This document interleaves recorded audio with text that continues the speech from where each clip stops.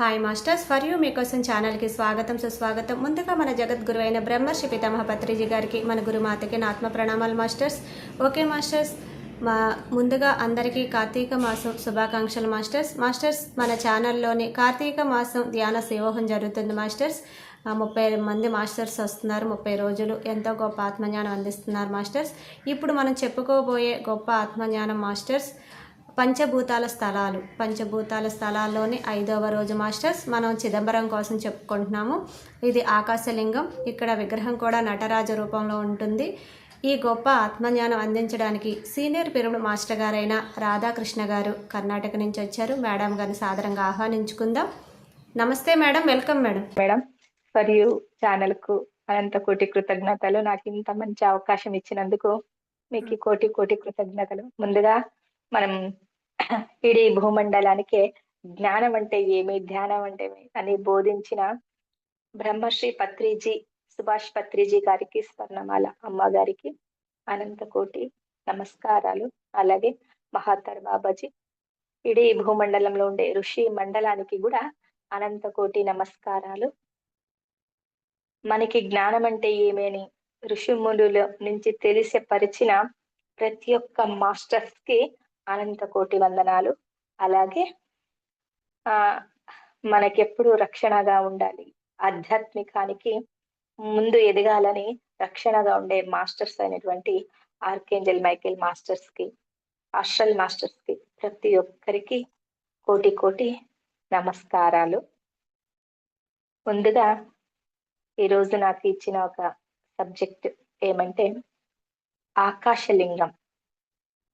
ఆకాశలింగం అంటే చిదంబరం, పంచభూతాలలో ఒకటైనటువంటి ఆకాశం అన్నమాట. ఆ ఆకాశానికి ప్రతిరూపంగా ఉండే ఒక శక్తి, చైతన్య శక్తి చిదంబరం అంటారు.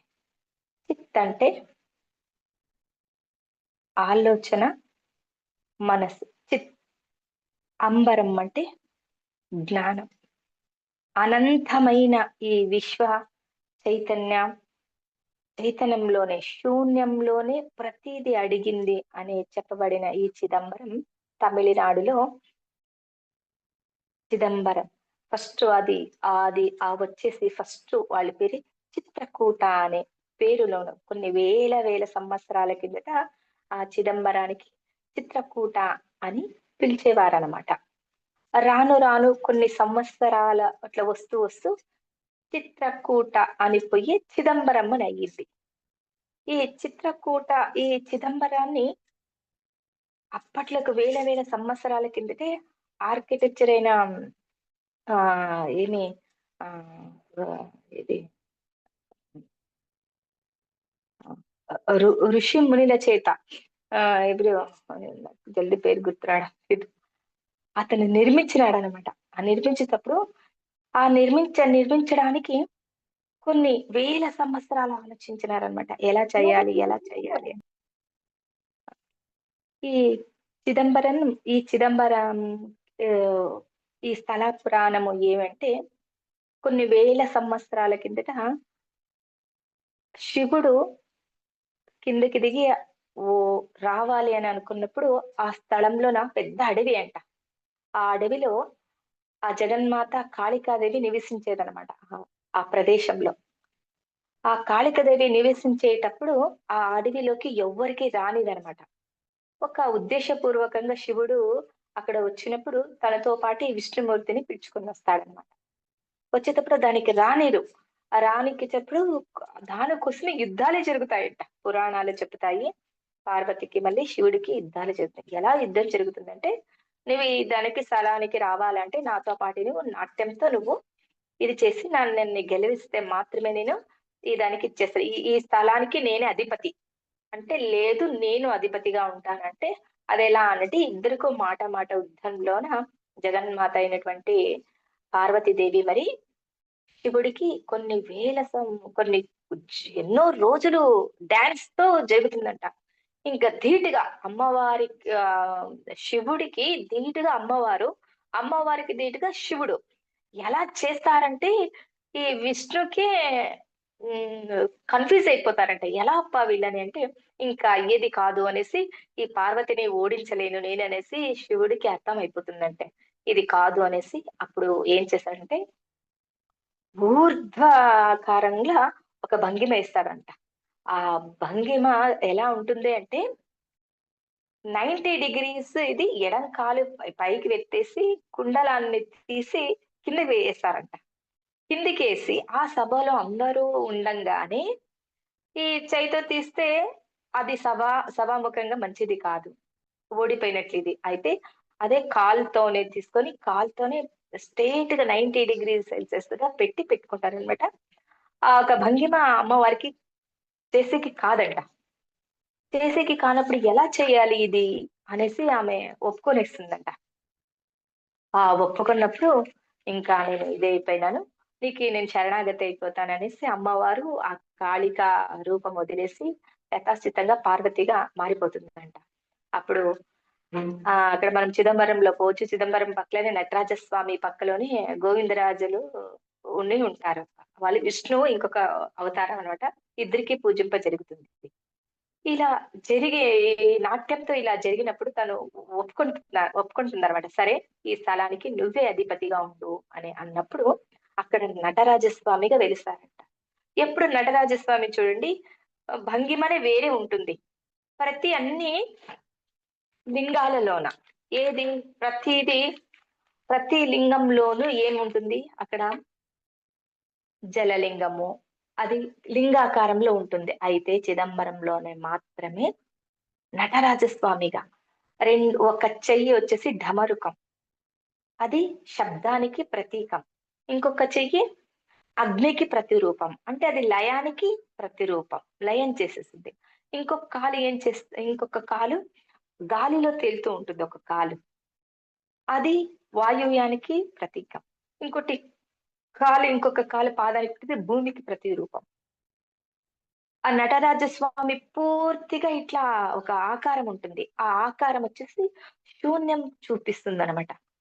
నథింగ్, నథింగ్ లోనే అన్ని ఉన్నాయి. శూన్యంలోనే అన్ని ఉన్నాయి అని చూపిస్తుందనమాట. దానికి ఇక్కడ మాత్రమే నటరాజు నాట్యం చేస్తూ ఇది వచ్చేసి మొత్తం అంతా ఎక్కువ బంగారంతో కూడి కొన్ని పంచలోహాలు తక్కువ వేసి అది ఆ నటరాజస్వామి నిర్మించబడింది అని ఇవి శాస్త్రాలు చెప్తున్నాయి. అది అది విని నేను చెప్తున్నాను. నాకు కూడా అంతగా తెలీదు. అయితే ఈ ప్రతి ఒక్కరు చిదంబరం అంటూనే అంటూనే చాలు రహస్యం అని అందరికీ ఒక థాట్ వస్తుంది. ఏది ఇది రహస్యం? రహస్యం అనేది ఏమిది? రహస్యం రహస్యం అని అంటూ ఉంటారు. ప్రతి ఒక్కరికి ఆలోచనలకు వస్తుంది. ఏది రహస్యం? రహస్యం అనే పదం చూడండి ఎవరికి చెప్పకూడదు తెలియనిదని ఆలోచిస్తుంది. అయితే రహస్యము అంటే ప్రతి వ్యక్తికి తెలియపరచాలి, అది తెలుసుకోవాలి అనేది ఇంకొక కోణంలో మనం ఆలోచిస్తే అది తెలుస్తుందన్నమాట. ఎందుకు ఇక్కడ మాత్రమే తమిళనాడులో చిదంబరం ఈ క్షేత్రం ఎందుకు ఎన్నుకోబడింది అంటే మన ఇడీ భూమండలంలోన మధ్య రేఖకి కరెక్ట్ గా మన తమిళనాడు చిదంబరము, ఆంధ్రప్రదేశ్ లో ఉండే కాళహస్తి, మళ్ళీ ఇంకోటి అరుణాచలం. ఇవి ఒకే కోణంలోనే ఉన్నాయంట ఇట్లా. ఒకే కోణంలో అంటే ఇవి భూమిని అంటే అప్పట్లోనే ఇప్పుడు చూడండి ఇప్పుడు టెక్నాలజీ అన్ని ఉంది, జిపిఎస్ ప్రతిదీ ఉంది. అప్పట్లో ఏమీ లేదు. అంటే ఋషిమునులు ఎంత అద్భుతంగా వాళ్ళ ఆలోచన స్థితి, వాళ్ళ జ్ఞానం ఎంత మేధస్సుకి తెలియపరుస్తుంది. ఎందుకు అంటే ఈ ఆకాశ తత్వానికి మధ్యంగా అక్కడ జలలింగం, ఇక్కడ అగ్నిలింగము, ఆ వాయులింగం ఈ మధ్యలోనే చూడండి మనకు ఏం చెప్తుంది అంటే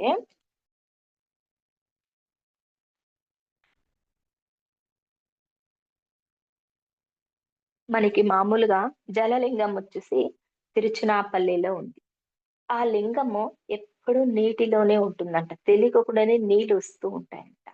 ఈ నీళ్లు ఎందుకు తెలియపరుస్తుంది? ప్రకృతిలోన భూమండలంలోన నీటి మనుష్య మనుగడకి ప్రకృతికి అంటే ఇది నేచర్ కి నీళ్లు కానే కావాలి. నీళ్లు లేకపోతే మనుష్య మనుగడ లేదు. అది జలలింగంగా జంబుకేశ్వరంలోనే జంబుకేశ్వరుడుగా అతను వెలిసినాడనమాట అక్కడ. అలాగే అగ్నిలింగం. అగ్నిలింగం అంటే మన అరుణాచలం. అరుణాచలం అంటేనే మనకి రమణ మహర్షి గుర్తొస్తారు. ఆ గుహలోనే ఎన్నో కొన్ని వేల సంవత్సరాలు తపస్సు చేసినారంట మన రమణ మహర్షి. అక్కడ ఆ అగ్నిలింగం ఎందుకంటే ఆ గర్భగుడిలో ఎప్పుడు వేడిగా ఉంటుంది. అంటే మనిషికి వేడి కావాలి. మనిషి వే ఈ మనిషి వేడి అనేది లేకపోతే మనిషి బతకడు. మనం ఎప్పుడో చూస్తాం. కొంచెం శరీరం మనం వేకేట్ చేసినప్పుడు ఇలా చూస్తే వేడి లేదు అంటే మనకి తెలిసిపోతుంది. అంటే పంచభూతాల్లో ఒకటి అగ్నిలింగం. ఇంకొకటి వచ్చేసి పృథ్వీలింగం. ఈ పృథ్వీలింగం వచ్చేసి తమిళనాడులో కంచిలో ఉంది. జగన్మాత అమ్మవారే స్వయంగా మట్టితో నిర్మించబడింది అంట. కంచిలోన పార్వతీదేవి. దానికి ఇది పృథ్వీలింగంగా మనకి తెలియపరిచిందనమాట. ఇంకోటి ఇప్పుడు మనము చెప్పుకునేది ఇప్పుడు వచ్చేసి వాయులింగం. ఇది వాయులింగం మనకి తెలుసు. కాళహస్తిలోన ఆంధ్రప్రదేశ్‌లో ఉంది. అంటే వాయు అనేది లేకపోతే ఇడీ సృష్టినే లేదు. చూడండి కొంచెం ఒక్క నిమిషం మనం ఈ వాయువుని కొన్ని కొన్ని వేల డబ్బులు పెట్టి మనం తీసుకుంటాం ఆక్సిజన్. అంటే ఈ పంచభూతాలో ఒకటైనటు ఈ వాయువు లింగం ఇది లేకపోతే మనిషి మనుగడ లేదా పశువు, పక్షి, ప్రాణి ఇడీ యూనివర్సే అల్లో జీవించి ఉండే ప్రతిదీ లేదు అనే దానికి తెలియపరుస్తుంది ఈ వాయులింగం. అంటే ఎంత అద్భుతం. అలాగే ఆకాశలింగం. ఇవన్నీ ఒకే ఎత్తు అయితే ఆకాశలింగమే ఒక ఎత్తు. ఆ ఆకాశలింగమే చిదంబరంలో ఉంది చిదంబరేశ్వరుడు. ఈ చిదంబరేశ్వరుడు ఎందుకు అలా చేశారు చిదంబరేశ్వరుడిని? చూడు ఈ ఆలయము ప్రాకారము మనిషిలాగే ఉంటుందంట. ఒక ద్వారం నుంచి ఉంది. 4 ప్రాకారాలు అంటే ఆ గుడికి 9 ద్వారాలున్నాయంట. అన్నిటికి 4 స్తంభాలు, 4 ఆహ్, ఆహ్, ఇది ఆ గుడి స్థల పురాణం ఒకటి మనం ఇచ్చేస్తే 4 ద్వారాలుంటాయంట. అయితే ఈ చిదంబరానికి మాత్రం 9 ద్వారాలుంటాయి. ఈ 9 ద్వారాలు ఏమి? మనిషి నవరంధ్రాలు. 2 కళ్ళు, 2 చెవులు, ముక్కు రంధ్రాలు, నోరు, మనము విసర్జనము, మల ఇవన్నీ, ఇవన్నీ నవరంధ్రాలుగా చూపిస్తుంది. అవును. నవరంధ్రాలు ఓకే. మనకి తెలుస్తాయి. ఇంకా మిగతాది అలాగే ఈ నవరంధ్రాలతో పాటి మనకి ఆ! గుడి కట్టేటప్పుడు మెయిన్ గోపురం అనేది ఉంటుంది. ఆ మెయిన్ గోపురానికి వచ్చేసి ఏం చేశారు అంటే 2000 21,600 ఆహ్, ఆహ్, గోల్డెన్ బ్రిక్స్ అంటే రేకులు అమర్చినారంట. రేకులు అమర్చినారు. ఎందుకు అన్నే అమర్చాలి? ఒక మనిషి 24 గంటలు అన్ని శ్వాసలు తీసుకొని, అన్ని శ్వాసలు వదులుతాడంట. అంటే శ్వాస అనేది లేకపోతే ప్రతీదీ ఒక హిస్టారికల్ అనేది ఒక స స సాహి హిస్టారికల్ ఒక ఇతిహాసం అనేది ఉంది. ప్రతి ఒక్క ఆహ్, గుడికి అనే దానికి ఇది నిదర్శనం. అంటే ఈ అన్నీ దానికిన్న ఇది మనిషి ఎలాగా ఉంటాడో అలాగే నిర్మించబడిందంట. ఆ ప్రతి ఒక్క అక్కడ యంత్రములు గూడా ఉన్నాయంట. మన మ మ మనిషి మన లోపల చక్రాస్ ఎలా ఉన్నాయో ఈ 7 చక్రాలు అది మనకి కనపడేది 7 చక్రాలు. అయితే ఇంకా దాని ఇన్నర్‌లో గూడా 12 చక్రాలంట ఉండేది. ఆ 12 చక్రాలు ప్రతి స్తంభానికి అక్కడ ఉండే పెద్ద పెద్ద గోడలకి పైన ప్రకారానికి అన్నీ మన సింబాలిక్‌గా ఉన్నాయంట అక్కడ. ఇది ఒక ఫారినర్స్ గుర్తించినారంట. మనం చిన్నప్పుడు వినింటాం మనము. మన మన దేశాన్ని సంపద అంతా తీసుకుపోయినారు ఫారినర్సు, వేరే దేశ వాళ్ళు అంటే, నిజమైన సంపద తీసుకొని పోయిండేది డబ్బు, నగలు, నాణ్యాలు కాదు. మన పురాణాలు, వేదాలు, గ్రంథాలు అంటే తీసుకుపోయిండేది. మీకు గుర్తుందా? మేము చిన్నప్పుడు ఉన్నప్పుడు 'యూనివర్సల్' అని ఫిల్మ్ వచ్చేది. ఇదేమప్పా యూనివర్సల్ విశ్వ చైతన్య శక్తి. దీన్ని తీసుకొని వాళ్ళు పెట్టుకొనిండేదనమాట. యూనివర్సల్ అనేది. యూనివర్సల్ అంటే విశ్వ చైతన్య శక్తి అనేసి. అంటే అప్పటికే మన భారతదేశంలో అద్భుతమైన గ్రంథాలు కానీ, పురాణాలు కానీ, వేదాలు కానీ అప్పటికే దొంగలించబడినాయని శాస్త్రం చెప్తుంది. మన మన పూర్వీకులు చెప్తారు. అలాగే ఆ గుడి గర్భగుడి పైన మొత్తం అంతా ఇలా పెట్టేటప్పుడు 21,600 బంగారు రేకులు నిర్మించబడింది. దానికి అది ఒక మనిషి, సగటు మనిషి, ఒక మనిషి ఊపిరి 24 గంటల్లోనే మన శ్వాస ఎంపిక అనమాట. ఇన్ని 21,600 సార్లు సగటు మనిషి నిశ్వాస ఉచ్ఛ్వాసాలు వదులుతాడని ఇది తెలియపరుస్తుంది. అలాగే 72 అక్కడ మేకులు కొట్టబడింది ఆ ప్రాకారానికి. ఆ బంగారు నిర్మాణం చేసే ఒక గుడి పైకప్పుకి 72 మేకలు కొట్టబడింది. ఇది ఏంది 72? ఎందుకు 72 ఎందుకు కొట్టాలి అని చెప్తే, ఒక మనిషి, సగటు మనిషి 72,000 నాడులు ఉన్నాయి ఆ గుడిలోన. అలాగే ఆ గర్భగుడికి పోయేటప్పుడు 5 మెట్లు ఉన్నాయంట. ఆ గర్భగుడి లోపలికి పోవాలంటే 5 మెటికలు దాటి మనం పోవాలి అంటే 5 స్టెప్స్ దాటి పోవాలంటే. ఈ 5 స్టెప్స్ ఏంటి? పంచేంద్రియాలు.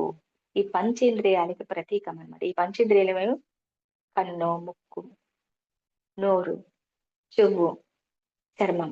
ఇవి ప్రతీది ఎప్పుడు కాన్షియస్ లోనే ఉంటాయి. ఈ కాన్షియస్ లో మంచిగా ఉండాలి మన లోపలికి పోయేటప్పుడు అనేది ఈ పంచేంద్రియాలకు చూపిస్తుందంట. అలాగే వస్తూ మళ్ళీ అక్కడ గర్భగుడి గుండెకి ప్రతీకంగా సాక్షాత్ స్వామివారి, నటరాజ స్వామి వారి వెలిసి ఉన్నారు. ఆ నటరాజు లింగాకారంగా కాక నటరాజు ఎలా డాన్స్ చేస్తారో ఆ విధంగా ఆ రూపంలో నిలిసి ఉన్నారు అని చెప్తారు. అలాగే ఆ ఆ చిదంబరంలోని నటరాజు పక్కనే ఒక నల్లటి తెర ఉంటుంది. ఆ నల్లటి తెర ఏమి చూపిస్తుంది? ఎందుకు ప్రతి గుడిలోనైనా అక్కడ మాత్రమే ఉంది అంటే, మనకు శివులు గుడికి మనం పూజ చేసేటప్పుడు నటరాజ స్వామికి పూజ చేసేటప్పుడు పక్కనే ఎలా హారతులు ప్రతిదీ ఎలా చేస్తారో ఆ పక్క నల్లని తెరకు కూడా అలాగే చేస్తారు. వచ్చిన భక్తులంతా పక్కలో ఏముంది ఏమి లేదని అంత క్యూరియాసిటీగా చూస్తూ ఉంటారన్నమాట. చూస్తుంటే జస్ట్ అట్లా పరదా తీసేసి ఇక్కడ నటరాజ స్వామికి ఎలా పూజ చేస్తారో ఆ నటరాజ స్వామికి కూడా అలాగే పూజ చేస్తారంట. అలా పూజ చేసేటప్పుడు ఎందుకు ఇది ఇలా అంటే, అక్కడ ఒక బంగారుతో చేసిన బిల్వ దళాలు ఉంటాయన్నమాట. హారం లాగా ఒక గోడకి. అంటే అది ఎందుకు అన్నప్పుడు ప్రతిది శూన్యమే.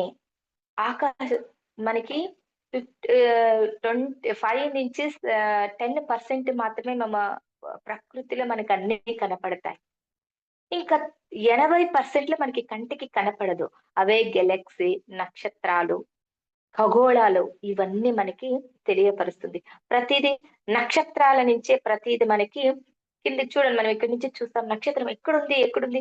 ఎంత అనంత కోటి వేల కోట్ల దూరంలో ఉంటుంది. నక్షత్రాలు, గెలాక్సీలు ప్రతి ఒక్కటి శూన్యంలోనే పుడుతుంది. ఈ శూన్యంలోనే ఏమీ లేదు అనే దాంట్లోనే అన్ని ఉన్నాయని తెలియపరుస్తుంది అనమాట. అలాగే ఈ దేవస్థానంలోన ప్రతిదీ ఒక్కొక్క మెటికలు కానీ, ఆ అంబరం కానీ, మా చిదంబరం గర్భగుడిని మనం కట్టేటప్పుడు కొంచెం మనం హృదయ భాగం కొంచెం ఎలా జరిగి ఉంటుందో ఆ హృదయం మొత్తం కూడా ఆ గుడి ఆవరణం కూడా అలాగే జరిగి పడి ఉంటుందంట. ఆ చిదంబర స్వామీశ్వరుడు. దానికి ఈ చిదంబరేశ్వరుడికి ఈ పంచభూతాలలో కింద అద్భుతమైన చైతన్య శక్తి ఎక్కువ ఉంటుందంట. దానికి శూన్యంలో ఏముంటుంది అంటే చైతన్య శక్తి. ఆ చైతన్య శక్తి కాస్మిక్ అని అంటారు. ఇంకా అద్భుతంగా అంటే ఒక ఎనర్జీ ఫామ్ అవుతూ ఉంటుందంట. దానికి అంటారు. ఎప్పుడు కళ్ళు మూసుకొని మనం ధ్యానం చేస్తే ప్రతిది శూన్యంలోనే పోండి అంటారు. శూన్యంలోనే అన్నీ ఉన్నాయి. మనము ఏమి మనకి కళ్ళకి కనపడుతుందో, ఇది అవన్నీ నాకు తెలుసు అనుకుంటాం. అయితే తెలియనిది ఒకటుంది. ఆ తెలియనిదే అద్భుతమైన ఒక చైతన్య శక్తి అడిగి ఉంది అనేసి అంటారు. దానికి అది ఆ నల్లటి తెర కాళికామాత. ఆ కాళికామాత ఆ రూపంలో ఉంటుంది. ఎప్పుడు మనం తెర తెరుస్తామో అంటే మనలో ఉండే అజ్ఞానం, ఆ అజ్ఞానం తొలగించడమే చిదంబరం రహస్యం. ఆ అజ్ఞానం ఎప్పుడు మనకి తొలుగుతుంది? నిజమైనది మనకి తెలియపరుస్తుంది అనడానికి ఈ చిదంబర రహస్యం అని చెప్తారు. ఇది నాకి తెలిసినంత మాత్రం నేను చెప్పగలిగినాను మేడం. ఇంకోటి మనం అక్కడ తమిళనాడు దగ్గర మనం చిదంబరంకి పోవాలంటే తిరుపతి నుంచి కూడా వెళ్ళొచ్చు. కంచికి నుంచి కూడా వెళ్ళొచ్చు. ఇక్కడ బెంగుళూరు నుంచి కూడా ఉన్నాయి. అయితే ఎందుకంటే ఆ చిదంబరం అనే ఒక పదమే అద్భుతం. ఎందుకంటే ఒక్కొక్కరు ఒక్కొక్క విధంగా చెప్తారు దాన్ని. అయితే ఇదంతా ఏమిటి అంటే నిజంగా అజ్ఞానాన్ని తొలగించి జ్ఞానము ఎలా పొందాలి, ఎలా ఇవ్వాలి, ఎలా తీసుకోవాలి అనేదానికి ఇది మొత్తము చిదంబర రహస్యము. ఈ ఇడీ గుడి అంతా ఒక మనిషి ఎలా ఉంటాడో, ఆ మనిషిని ఇలా మనం పొనబెట్టి నిల్చుకుంటే కానీ, పొనబెడితే కానీ చూస్తే ప్రతి సహస్రారం నుంచి కింద మన పాదాలు వరకు ఎలా ఉంటుందో ఆ ప్రకారంగా ఆ గుడి నిర్మాణం జరిగింది అంట. మనిషి ఆకారంలోనే జరిగిందంట. అంటారు. చిదంబరము దేవస్థానం ప్రతి గుడ్లు ఎక్కడా లేదు. మనలోనే ఉంది ఆ గుడి. మనలోనే మనం పోయినప్పుడు నిశ్శబ్దంగా మనం పోయి ఆడ హ్యాపీగా కూర్చొని మంచి ఆలోచన చేసి వస్తే మంచిది ఇస్తారు భగవంతుడు అనేకిన నువ్వు ఎక్కడ ఉన్నా నీ ఆలోచనలని తటస్థం చేసి ఎప్పుడు మనం శూన్యంలోకి వెళ్ళిపోతామో నిజమైన ఒక చైతన్య శక్తి అదే కాస్మిక్ శక్తి. అదే అద్భుతమైన నిగూఢమైన శక్తి వస్తుంది అనే దానికే ప్రతి వారు చిదంబరానికి పోండి, పోండి అంటే మనలో అజ్ఞానాన్ని వదిలి జ్ఞానాన్ని తీసుకురండి అనేదానికి ఇండైరెక్ట్ గా ఇది సూచన అని ఎందుకు పెద్దవాళ్ళు చెప్పినారనడానికి నేను చెప్పగలుగుతున్నాను మేడం. మేడం ఎందుకు శివుడు ఊర్ధ్వ తాండవం చేశాడంటే భూమిని, ఆకాశం 90 డిగ్రీలో ఎడంకాలు కింద, కుడికాలు కింద పెట్టి ఎడంకాలు పైకి లేపుతారు. దానికి 2 కలిసి ఉన్నాయి. ఎలా కలిసి ఉన్నాయంటే నీ ఆలోచన స్థితిలో చూస్తే అది కలిసి ఉన్నాయి. దానికి భూమి తత్వం, ఆకాశ తత్వం నటరాజ స్వామినే కలిపినాడు అనే దానికి ఇది నిదర్శనంగా చెబుతారు మేడం. దానికి ఇది చిదంబర రహస్యము. ఈ చిదంబరంలో అజ్ఞానాన్ని తొలగించి జ్ఞానాన్ని తీసుకోవడమే చిదంబర రహస్యం. శూన్యంలోనే అన్నీ ఉంది. నథింగ్ లోనే అన్నీ ఉన్నాయి అని తెలియపరిచింది. నాకు అవకాశం ఇచ్చినందుకు మీకు చాలా చాలా కృతజ్ఞతలు. ఇంకా చాలా విషయాలు చెప్పాలి. ఇంకోసారి ఖచ్చితంగా నాకు మీరు మంచి సబ్జెక్ట్ ఇచ్చినప్పుడు నేను చెప్పగలిగే ప్రయత్నిస్తాను మేడం. నాకింత తప్పకుండా. అవకాశం ఇచ్చినందుకు ఫర్ యూ ఛానెల్‌కు నా ప్రతి గురి మండలానికి మా పత్రిజీ మాస్టర్స్‌కి, మహోత్తర్ బాబాజీకి, నాకి జ్ఞానం ఇచ్చిన ఆ గణేష్ మాస్టర్స్‌కి అనంతానంత కోటి కృతజ్ఞతలు మేడం. నేను హ్మ్. చిదంబరం చూసాను. నటరాజ స్వామి డాన్స్ ఎలా చేస్తారో అది మొత్తం అలాగే. ఎక్కువ బంగార ఓకే. శాతము, పంచలోహం తక్కువ.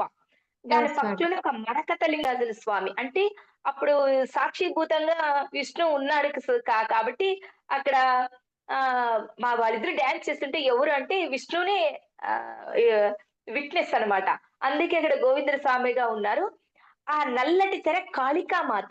ఆ ఎనకనే జగన్మాత పార్వతి. అంటే మనలో ఉండే అజ్ఞానాన్ని ఎప్పుడు మనం తొలగిస్తామో అప్పుడు జ్ఞానం మనకి వెలుగునిస్తుంది అనే దానికి అది అంటే ఇట్లా తీస్తే ఒక తల తీస్తే బిల్వ పత్రంతో ఒక హారం ఉంటుంది అంతే మేడం. అంటే ఎప్పుడు మనం ఆలోచన స్థితిని ల్ తీసేసి ఎప్పుడు కళ్ళ మూసుకుంటామో అంటే ఆలోచన రహిత స్థితికి ఎప్పుడు పోతామో అప్పుడు శూన్యం ఏర్పడుతుంది. ఎప్పుడు శూన్యం ఏర్పడుతుందో ఆ శూన్యంలోనే ప్రతి ఒక్కటి ఉంది అని తెలియపరచడానికి ఈ చిదంబర 2 మేకులుండేయి. ఆ 72 మేకులు మన నాడులు. మళ్ళా యెస్. 21,600 ఆహ్, ఆహ్, ఇవి బంగారు రేకులు. అవి ఒక సగటు మనిషి ప్రతిరోజు ఊపిరి నిశ్వాసాల, ఉచ్ఛ్వాసాల ఒక సంఖ్య అన్నమాట. అన్ని ఓకే. తీసుకుంటాడు అని. అలాగే గర్భగుడి లోపలికి పోవాలంటే 5 మెటికలుంటాయి. ఆ 5 మెటుకులు మన పంచేంద్రియ thank you madam. Thank you so much madam. For you మీకోసం మన ఛానల్‌కి వచ్చి ఎంతో గొప్ప ఆత్మజ్ఞానం అందించిన మాస్టర్లందరికీ రాధాకృష్ణ గారికి, పల్లవి గారికి, వేదవతి గారికి ధన్యవాదాలు తెలుపుకుందాం masters. Thank you masters. Thank you. Masters ప్రతినిత్యం ఎరుకతోటి ధ్యానం, స్వాధ్యాయం, సజ్జన సాంగత్యం చేద్దాం మాస్టర్స్. అందరి చేత చేయిద్దాం. మాస్టర్స్ వైజాగ్‌కి మెగా పిరమిడ్ రావాలని పరమ గురువుల కోరిక, పత్రి గారి కోరిక, పత్రి మేడం కోరిక. మనం అందరం సంకల్ప జ్ఞానం చేసి వైజాగ్‌కి మెగా పిరమిడ్ వచ్చేలా చేద్దాం masters. Thank you masters. Thank you. Thank you.